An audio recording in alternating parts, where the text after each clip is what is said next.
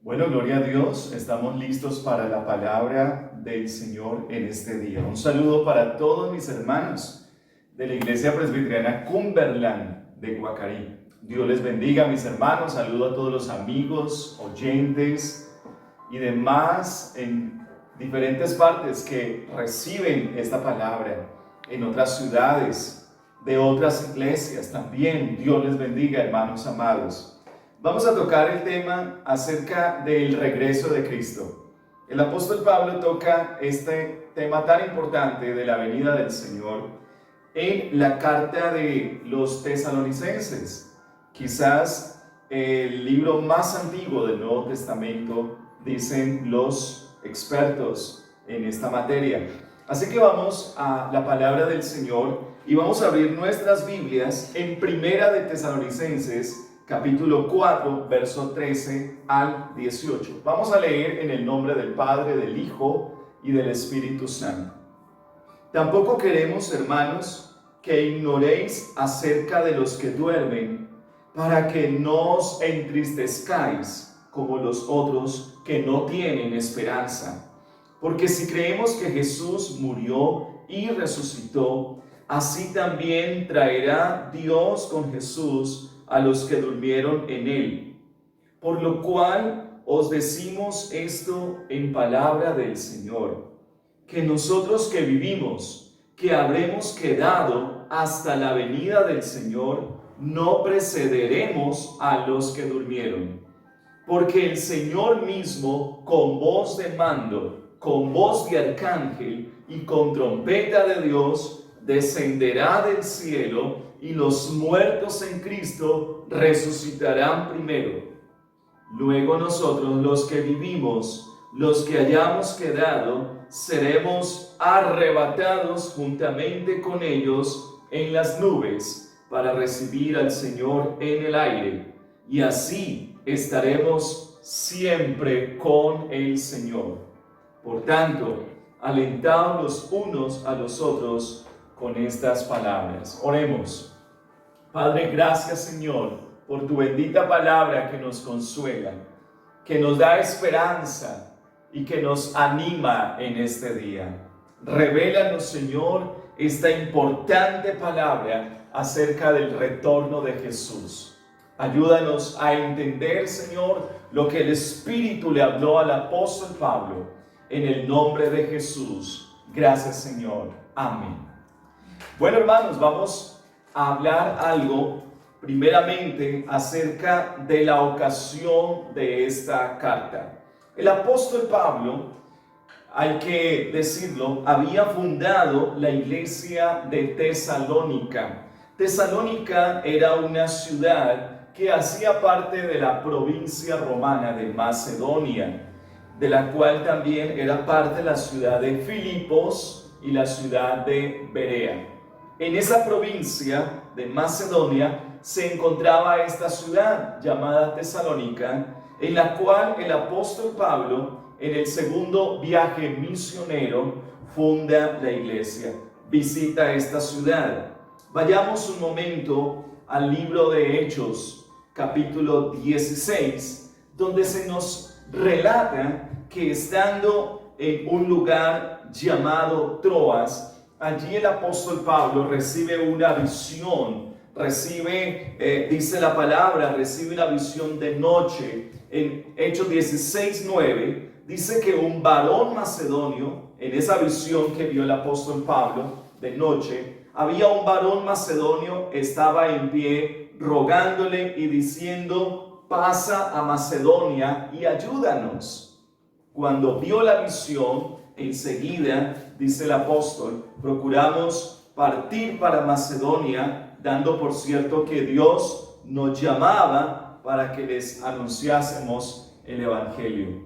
Así que, producto de una visión de Dios, de parte de esa revelación de Dios, donde un macedonio llamaba al apóstol, es que el apóstol entiende de que Dios lo estaba encaminando en ese viaje misionero hacia esa provincia de Macedonia. Llegan a Filipos, donde en Filipos predican el evangelio, hay un encarcelamiento, ¿Recuerdan ustedes la conversión del carcelero? Eso ocurrió en Filipos, donde Pablo estaba con Silas cantando allá en la cárcel a medianoche y se abrieron las puertas en medio de himnos y de alabanzas al Señor, y fue tremenda la obra de Dios y la conversión del carcelero. Pero allí, de esa ciudad de Filipos, como ya les dije, estaba en Macedonia, el apóstol sale con Silas hacia Tesalónica, y es donde vamos al capítulo 17, pasando por Antípolis y Apolonia, dice la palabra que ellos llegan a Tesalónica, donde había una sinagoga de los judíos. Así que ahí llega Pablo, producto de una visión de Dios, a fundar una iglesia. Primeramente llega a predicar la palabra de Dios. Dice que Pablo, como acostumbraba, fue a ellos, y por 3 días de reposo, es decir, por 3 sábados, por 3 semanas, el apóstol discutió con ellos, declarando y exponiendo por medio de las Escrituras que era necesario que el Cristo padeciese y resucitase de los muertos, y que Jesús, a quien yo os anuncio, decía él, es el Cristo. Pablo llega a Tesalónica junto con Silas y empieza él a hablar del Evangelio de Jesús. Era quizás la primera ocasión en la cual un misionero de esta talla llega a esa ciudad a predicar el Evangelio. De repente en ese tiempo la gente empieza a ser receptiva al mensaje, empiezan a escuchar al apóstol Pablo y se empiezan a convertir judíos, se empiezan a convertir griegos, mujeres importantes de esa ciudad. Y naturalmente Satanás no se iba a quedar quieto, inicia una persecución, inicia una gran oposición en la cual vamos a leer en la palabra, el apóstol Pablo debe dejar la ciudad de Tesalónica muy prontamente. Estamos en Hechos 17, verso 4. Nos dice, y algunos de ellos creyeron. Escuchen esto, algunos de ellos creyeron, de ellos son de los judíos, creyeron y se juntaron con Pablo y Silas, y de los griegos piadosos gran número, escuchen, gran número de personas, ya no judías, sino griegas, se convierten al Señor. Dice allí que mujeres nobles, no pocas. Entonces los judíos que no creían, teniendo celos, tomaron consigo algunos ociosos, hombres malos, y juntando una turba, alborotaron la ciudad, y asaltando la casa de Jasón, procuraban sacarlos al pueblo. Vino la oposición, producto de la predicación del Evangelio, producto de la predicación de esa poderosa palabra del Señor. Se levanta la oposición. Satanás no quiere que sea predicada la palabra de Dios y utiliza diferentes maneras de impedirlo. Pero como él no puede, ni ha podido, ni podrá, el Evangelio siguió siendo predicado. El apóstol Pablo establece allí un grupo de creyentes a los cuales por varias semanas son afirmados. Pero luego de que viene esta oposición, lo que sucede es que el apóstol Pablo tiene que salir de allí de una manera muy pronta, como lo dije, de una manera prematura, sin haber todavía Pablo cumplido todo el propósito que él hubiese querido de afirmar a esos creyentes, de consolidarlos, de que ellos fueran edificados en la fe. Dice el versículo 10 que los hermanos enviaron de noche a Pablo y a Silas hasta Berea. Es decir, quiero explicarle yo este marco para que entendamos por qué la carta de Tesalonicenses. Habiendo entendido esto, entendemos entonces, hermanos, que el apóstol Pablo funda la iglesia, pero él debe salir prontamente. Quedaron cosas por hacer, sí, quedaron temas por explicar, dudas, quedaron vacíos muchos, y Pablo tiene esa preocupación por sus hermanos allá en Tesalónica. Pablo se había propuesto volver, se había propuesto regresar, pero en la carta, en el capítulo 2, él nos dice que Satanás se había opuesto. Leamos en el capítulo 2 de Tesalonicenses. Dice el verso 17: pero nosotros, hermanos, separados de vosotros por un poco de tiempo, de vista pero no de corazón, tanto más procuramos con mucho deseo ver vuestro rostro, por lo cual quisiéramos, dice el apóstol, ir a vosotros, yo Pablo, ciertamente una y otra vez, pero Satanás nos estorbó. El apóstol Pablo había propuesto que él iba a volver allá a continuar la tarea, pero no le había sido posible. Había crecido en él una preocupación de cómo estaban los hermanos, de si estaban firmes, si habían perseverado, qué había sucedido con ellos. Y en esa angustia, el apóstol Pablo envía a uno de sus compañeros de misiones, envía a Timoteo a esa ciudad para que Timoteo pudiera darse cuenta de primera mano, allá de manera directa, de cómo se encontraban los hermanos. Esto lo vamos a ver en el capítulo 3. Veamos rápidamente el capítulo 3, donde nos dice el verso 1: por lo cual, no pudiendo soportarlo más, acordamos quedarnos solos en Atenas y enviamos a Timoteo. Escuchen, el apóstol Pablo, con su equipo de colaboradores, con sus compañeros de misiones, llegan al acuerdo de que el apóstol se quede en Atenas y Timoteo regrese a Tesalónica para ver cómo están los hermanos. Así que esto es lo que dice. Dice: enviamos a Timoteo, nuestro hermano, servidor de Dios y colaborador nuestro en el Evangelio de Cristo, para confirmaros y exhortaros respecto a vuestra fe, a fin de que nadie se inquiete por estas tribulaciones, porque vosotros mismos sabéis que para eso estamos puestos. Porque también estando con vosotros os predecíamos que íbamos a pasar tribulaciones, como ha acontecido y sabéis. Por lo cual también yo, no pudiendo soportar más, envié para informarme de vuestra fe, no sea que os hubiese tentado el tentador y que nuestro trabajo resultase en vano.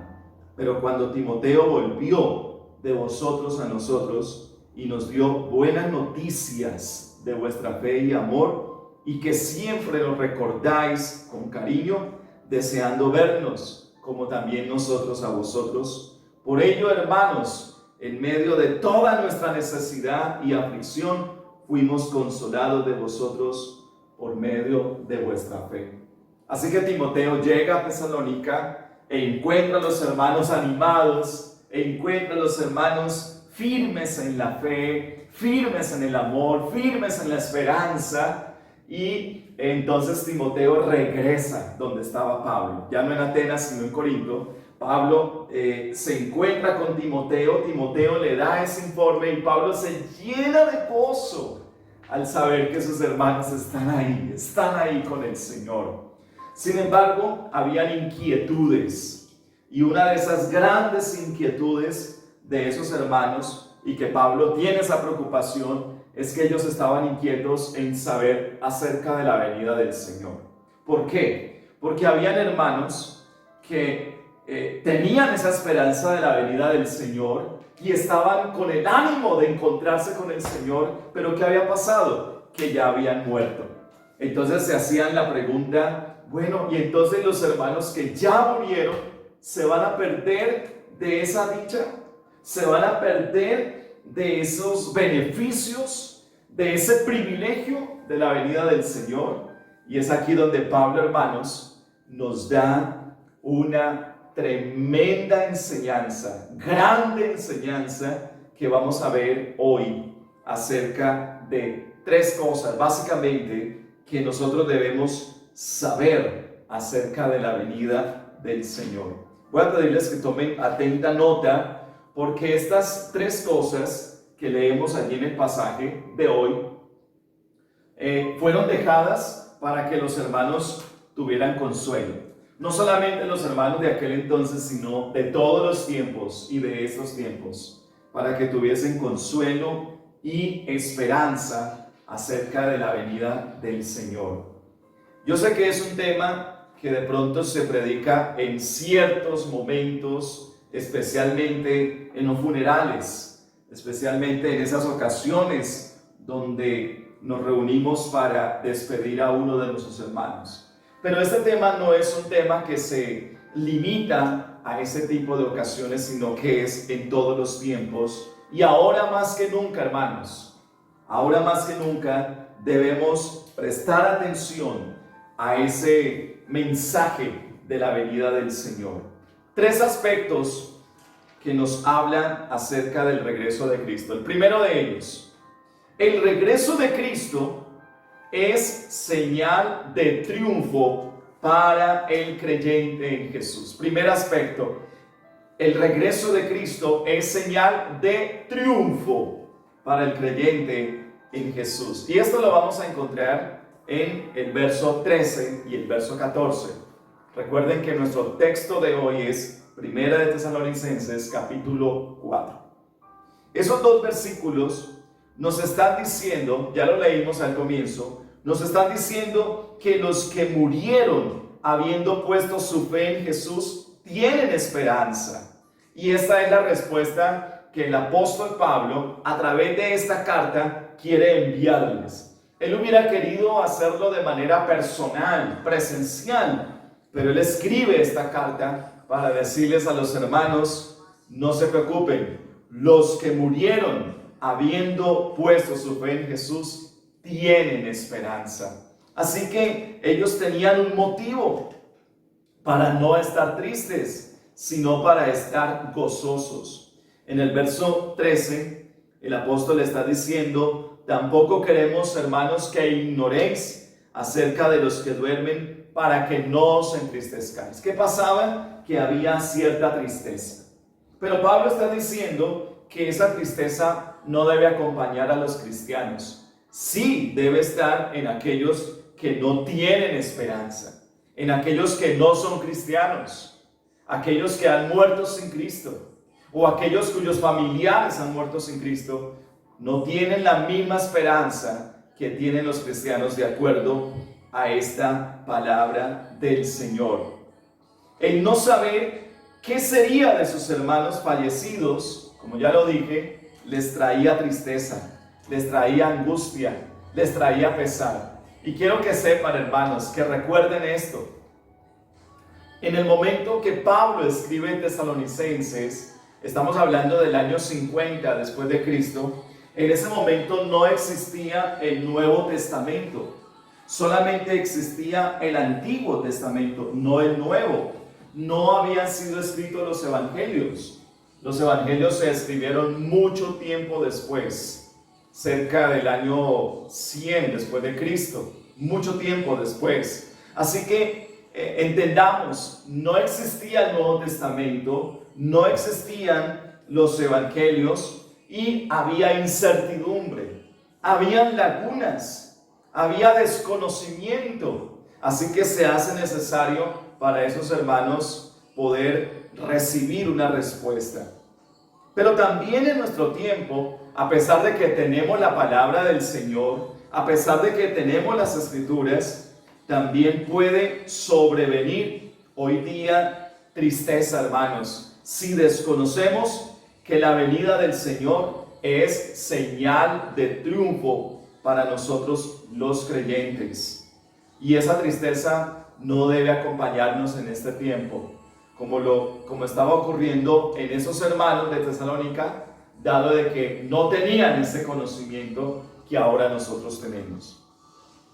Pero expliquemos por qué señal de triunfo. El versículo 14 dice: porque si creemos que Jesús murió y resucitó, así también traerá Dios con Jesús a los que durmieron en él. ¿Qué dice el versículo 14? Dice: el apóstol Pablo, porque de la misma forma que Jesús murió y resucitó, asimismo Dios hará, escuchen esto, de la misma forma que Jesús murió y resucitó, asimismo Dios hará que los que murieron con Cristo resuciten cuando Cristo vuelva. Aleluya, bendito sea el Señor Jesucristo. Por eso está el triunfo, porque cuando Cristo venga triunfante, Pablo está hablando de un retorno de Cristo como un conquistador victorioso, triunfante, con voz de trompeta, con voz de arcángel. El Señor va a venir como un guerrero victorioso y está diciendo que en ese triunfo de Cristo, los que han muerto en Cristo van a participar de ese triunfo del Señor. Es decir, que la venida del Señor realmente para el creyente y para los que han muerto en el Señor, esa venida del Señor es señal de victoria, es señal de triunfo, porque implica el encuentro glorioso con el Señor Jesucristo. En la Biblia, para todos, dice así: creemos que Jesús murió y resucitó, y de igual manera Dios hará que todos aquellos que murieron y que creían en Jesús resuciten para estar con Él. Así que la venida del Señor, hermanos, marca nuestro triunfo final, no solo sobre la muerte, marca nuestro triunfo final sobre el pecado, sobre el mundo, sobre Satanás. La venida de Cristo es la señal definitiva de ese triunfo total, de ese triunfo del cristiano que ha puesto su fe en Jesús. Así como Cristo resucitó triunfante, los muertos en Él resucitarán triunfantes cuando el Señor Jesucristo venga. Por eso, Apocalipsis capítulo 20, verso 6, nos va a decir: bienaventurado y santo el que tiene parte en la primera resurrección. La segunda muerte no tiene potestad sobre estos, sino que serán sacerdotes de Dios y de Cristo y reinarán con Él, reinarán con el Señor. La muerte no tiene potestad sobre ellos. Y el capítulo 21 de Apocalipsis, verso 4, dice: enjugará Dios toda lágrima de los ojos de ellos, y ya no habrá muerte, ni habrá más llanto, ni clamor, ni dolor, porque las primeras cosas pasaron. Para nosotros los creyentes, la venida del Señor es una señal del glorioso triunfo definitivo y total. Aleluya, al Señor sea la gloria. En segundo lugar, el segundo aspecto que Pablo le va a responder a sus hermanos amados. Quiero decir que los hermanos de Tesalónica habían llegado a ser de mucho afecto para el apóstol. El apóstol Pablo los veía como sus hijos y él como su padre. Así que hay un profundo cariño, y Pablo escribe estas notas con un toque de ternura, con un toque de esa sensibilidad que tiene un padre para con sus hijos. Y el segundo aspecto que el apóstol Pablo les va a enseñar es que el regreso de Cristo beneficia en primer lugar a los que ya murieron en Cristo Jesús. Recuerden que los hermanos estaban preguntando o estaban de pronto comentando: ¿en qué va a beneficiar la venida de Cristo a los que ya murieron si ya están muertos? Así que el apóstol Pablo les va a decir que los primeros en ser beneficiados son los que han muerto en Cristo. Y vamos a mirar esto en el versículo 15 y 16. Por lo cual decimos esto en palabra del Señor, que nosotros que vivimos, que habremos quedado hasta la venida del Señor, no precederemos a los que durmieron. ¿Qué significa esa palabra? No precederemos. Lo que el apóstol Pablo está diciendo es que cuando Cristo venga, los que están vivos no irán adelante a los que ya han muerto. En realidad lo que Pablo está diciendo es que va a suceder al revés. Los que ya han muerto van a ir un paso adelante de nosotros, los que vivimos. Pablo pensaba en ese momento, él estaba vivo y él se incluía entre los vivos que podían ver esa venida del Señor, que podían experimentar esa venida del Señor, como nosotros hoy día. Si Cristo viniese hoy día, en este momento, los que estamos vivos no vamos a preceder a los que ya murieron en Cristo. Hay hermanos nuestros en la fe que ya murieron en el Señor, murieron creyendo en Jesús, murieron con la fe puesta en Jesús, en paz con el Señor. Esos hermanos, lo que está diciendo el apóstol Pablo es que ellos van a levantarse primero y van a encontrarse primeramente con el Señor. Bendito sea Dios. Así que la respuesta del apóstol Pablo para sus hermanos que estaban preocupados por lo que iba a pasar con los creyentes ya fallecidos es que ellos se levantarán primero y los vivos los seguirán. En otras palabras, lo que Pablo está diciendo es: no piensen que ellos están en algún tipo de desventaja. Claro que no, de ninguna manera. Antes ellos van delante. Lejos de que los muertos no fueran a beneficiarse con la venida del Señor, resulta que ellos, antes de que los vivos sean transformados, ellos van a resucitar. Entonces, lo que Pablo les dice es que los muertos en Cristo van a ser los primeros en estar con el Señor, en cuerpo resucitado, en cuerpo glorificado y transformado por el Señor Jesucristo. Por tanto, esta respuesta le llenaba de consuelo, le llenaba de esperanza de que ellos ya no tenían que estar con ese pesar, ya no tenían que estar preocupados, tristes por los que habían muerto en Cristo, porque ahora ellos entendían de que ellos iban un paso adelante y que cuando Cristo volviera, ellos que ya habían muerto eran los primeros en encontrarse con el Señor.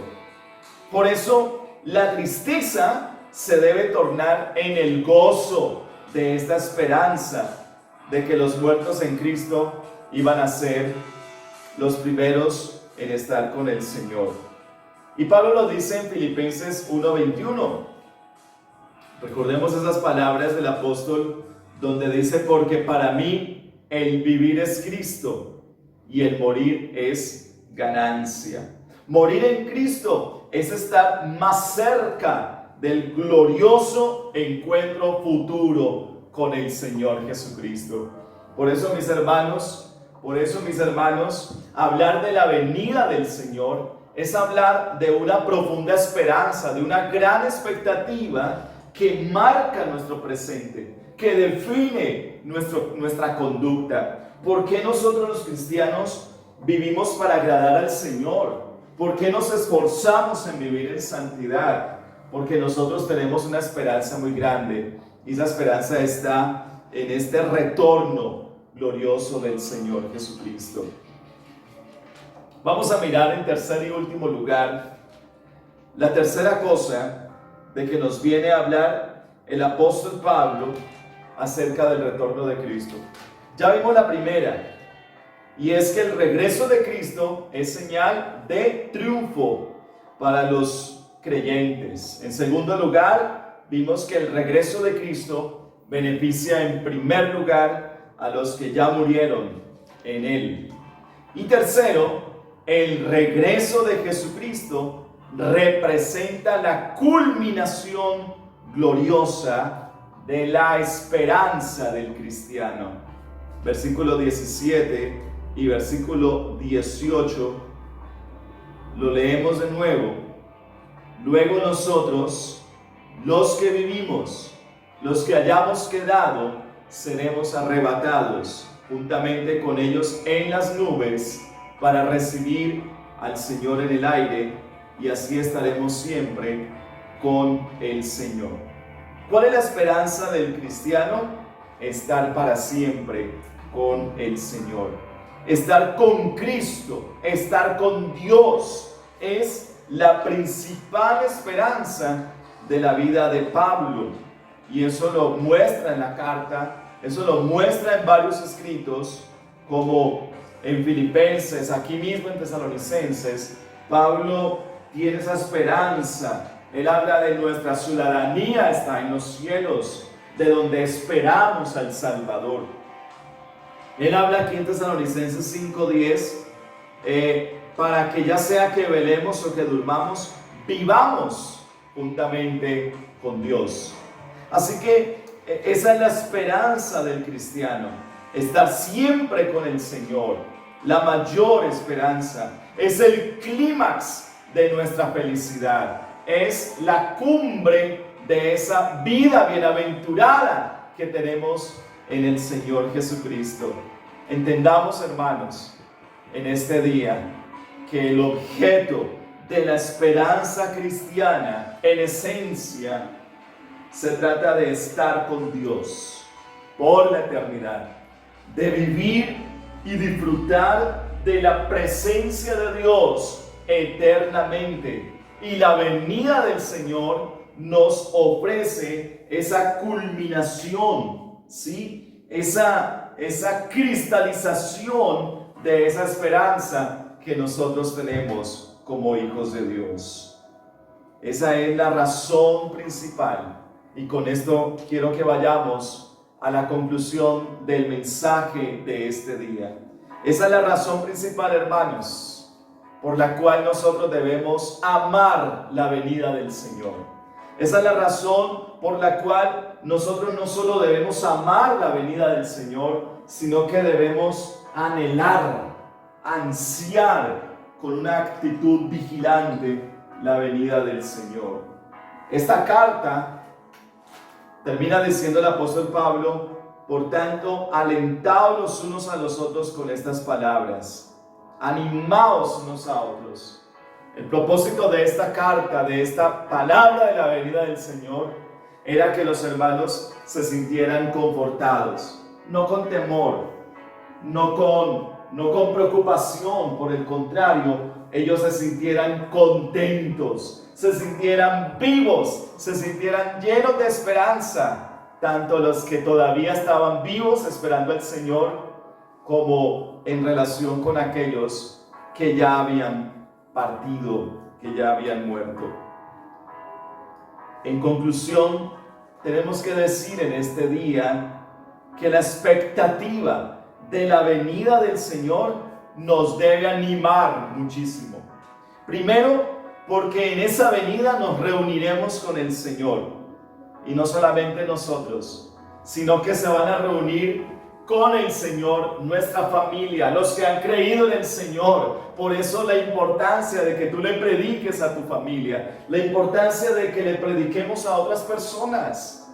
Qué interesante que el apóstol Pablo en su carta le dice a los tesalonicenses, le dice en el capítulo 2, verso 19, porque cuál es nuestra esperanza o gozo o corona de que me gloríe.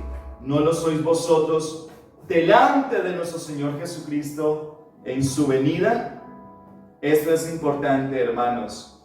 Para Pablo, el haber ido a Tesalónica, el haber llevado el Evangelio a Tesalónica, le daba a él un motivo de gozo y de esperanza, porque él sabía que esos hermanos que se convirtieron allá por su predicación iban a estar al lado de él en la venida del Señor Jesucristo. Por eso nos debe animar, hermanos, porque nuestro trabajo en el Señor no es en vano, nuestra predicación no es en vano.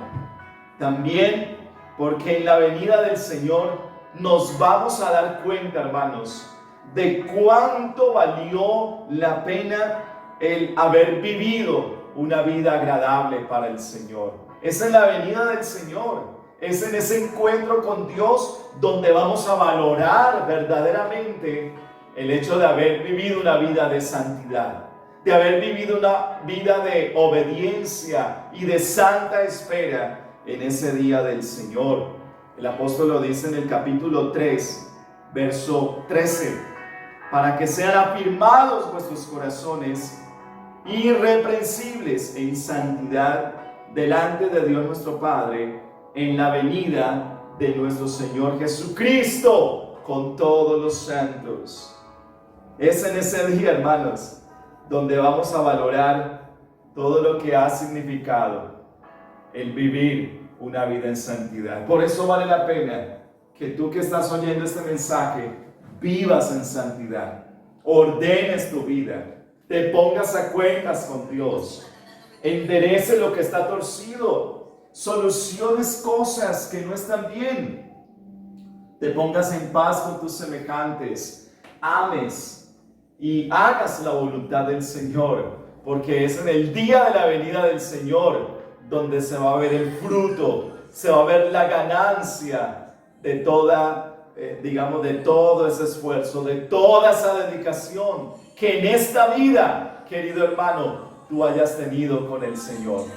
Pero también van a ser muy desafortunados aquellos que no se prepararon, aquellos que, sabiendo de la venida del Señor, vivieron de una manera como si no importara esa venida del Señor. No se prepararon, no se alistaron para el encuentro con el Señor. En otra parte dice que van a salir avergonzados. Cuando Cristo se manifieste, van a huir avergonzados tristemente. Dios nos ayude a través de esta palabra, que nosotros podamos disfrutar esta espera del Señor y podamos estar enfocados en que el Señor viene. Y si el Señor viene, hermanos, quiere decir que nos espera un gran triunfo total, nos espera una gran bienaventuranza, nos espera una gran transformación y nos espera una gran culminación de esa espera, de esa expectativa aquí en la tierra. Terminamos leyendo el capítulo 5, versículos 6 al 10, que dice: por tanto, no durmamos como los demás en cuanto a la venida del Señor. Si hemos entendido, el apóstol Pablo escribe, por tanto, no durmamos como los demás, sino velemos y seamos sobrios. Dormir para el apóstol Pablo significa no estar alertas, no estar preparados, no estar dándole la importancia al retorno del Señor. Él dice que velemos. En el versículo 8 dice: pero nosotros que somos del día, seamos sobrios, habiéndonos vestido con la coraza de fe y amor, con la esperanza de salvación como yelmo, porque no nos ha puesto Dios para ira, sino para alcanzar salvación por medio de nuestro Señor Jesucristo. Oremos. Padre, gracias, Señor, porque tu venida nos llena de esperanza, de expectativa. Tu venida nos llena de consuelo, de un ancla firme, Señor, por el cual nosotros nos esforzaremos en seguir predicando tu palabra, en vivir en santidad, en crecer en amor, en crecer, Señor, en obediencia cada día. Ayuda, Señor, a mis hermanos, que tu venida no los sorprenda, Señor, que tu venida, que será de repente, será de manera sorpresiva, no tome, Señor, desprevenidos a ninguno.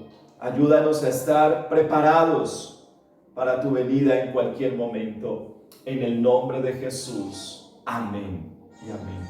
Mis hermanos, Dios les bendiga. La gracia de Dios sea con ustedes.